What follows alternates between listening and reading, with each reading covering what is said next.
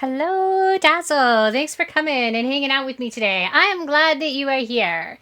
So, today I am going to be talking about the American healthcare system some and how I feel like we could benefit from evaluating it from a philosophical perspective. Because people often say that Americans enjoy the finest healthcare system in the world, and in some ways, that's true. Our hospitals deliver top notch emergency and acute care, and we're known globally for breakthroughs in drugs and surgical techniques and diagnostic tools. But if you've been following the conversation about the future of healthcare in the US, then you know that it is not smooth sailing. Insurers, both public and private, are feeling the strain of high prices and rapidly rising costs. They're crying out for change. Healthcare providers, on the other hand, are overwhelmed by an endless stream of regulations, paperwork, and bureaucratic hurdles. Some estimates suggest that 30 cents of every dollar spent on healthcare in the US goes towards administrative costs. That's a lot of money that isn't being spent on actual patient care. And here's the kicker. Despite the high costs, many Americans still do not have access to the services that they need. At least 30 million people in the US don't have health insurance, and millions more live in fear of having a prolonged hospital stay or a long term nursing home admission. Many elderly Americans have to spend down their savings just so that they can qualify for care. So while the US might excel at treating life threatening conditions, it's spending more on healthcare than any other comparable country and still failing to provide adequate access for all of its citizens. Now, here's another layer to this. America is getting older. Thanks to medical and public health services, more Americans are living longer. Some are surviving severe injuries or illnesses due to amazing healthcare technology. But all this success comes with a hefty price tag. And when the topic of who pays for this comes up, the elderly are often seen not as beneficiaries, but as the problem. Policymakers worry that treating age related illnesses or paying to extend life for the elderly is a major factor driving up healthcare costs, and some believe that older people are using more than their fair share of the social resources.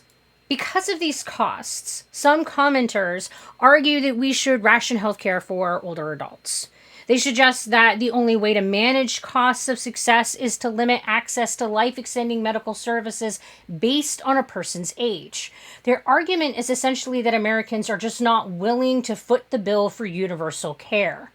They point out that over the past few decades, the US healthcare system has evolved in ways that seem to support this position, like drawing a line somewhere in the second half of life to limit healthcare access.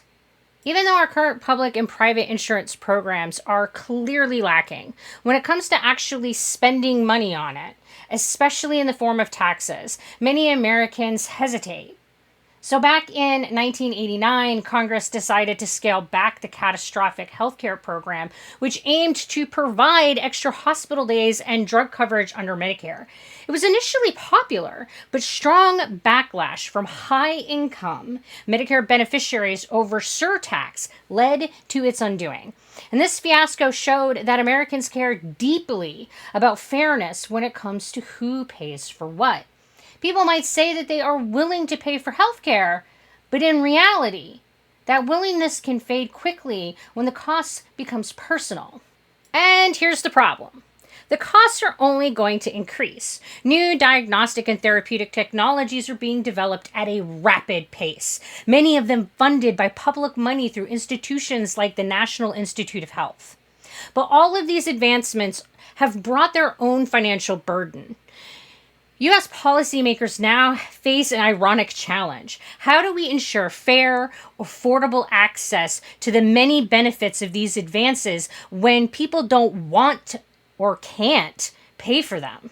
One way to deal with this problem is to simply pay the price, but the US doesn't actually have the best track record for that approach. So let's take the end stage renal disease or ESDR program. For example, so it was added to Medicare in 1972, and this program aimed to eliminate the tough decisions that doctors were having to make about who could have dialysis. The goal was to help around 20,000 Americans with kidney failure with an expected cost around $220 million.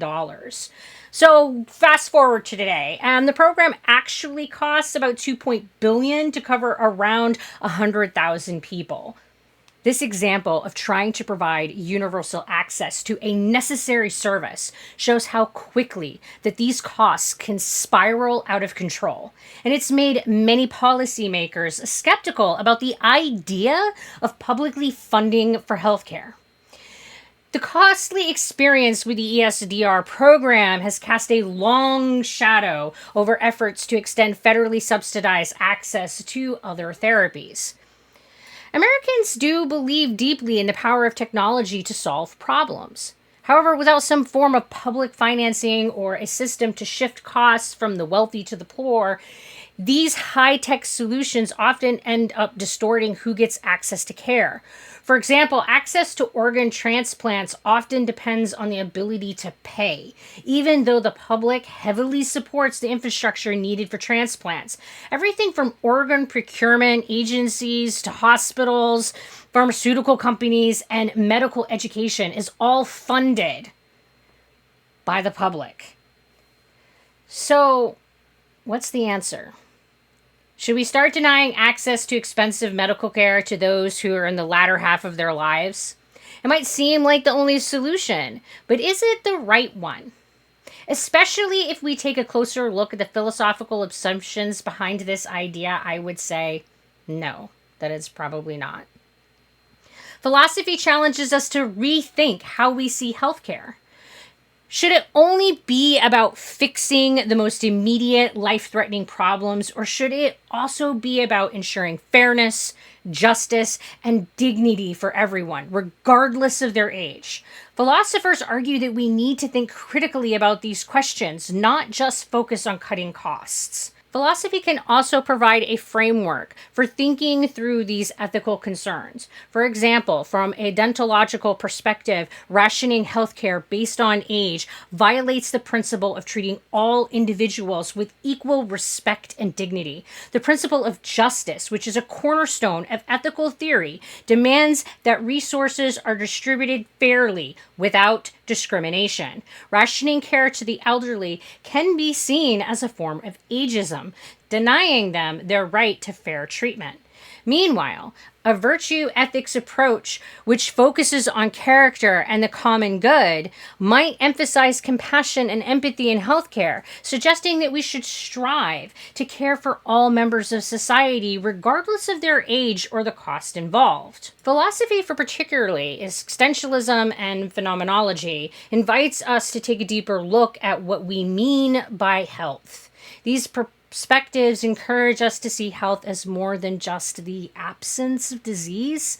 It's a dynamic, holistic concept that includes physical, mental, and social well-being.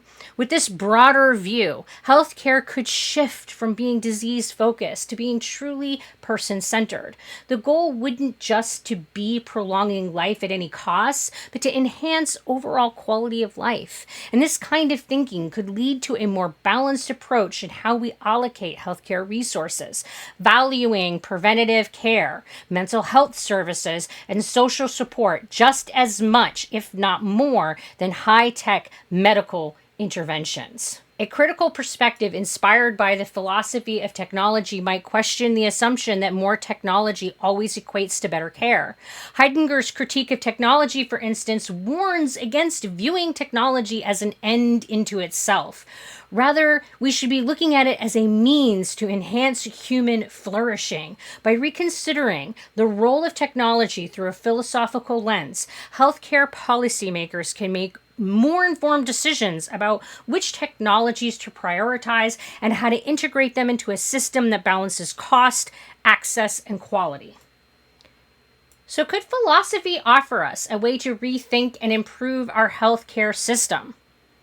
While it might not have all the answers, it certainly encourages us to ask better questions. By challenging our values and assumptions, philosophy might just help us find a path that could balance the cost with compassion and ensure fair access to care for everyone. Well, that's about it for my rambling today. Thanks for coming and spending some time with me. If you like my rambling, then click on that like button because it really does help. And until we talk again, you guys be sure to take care of yourselves. Bye!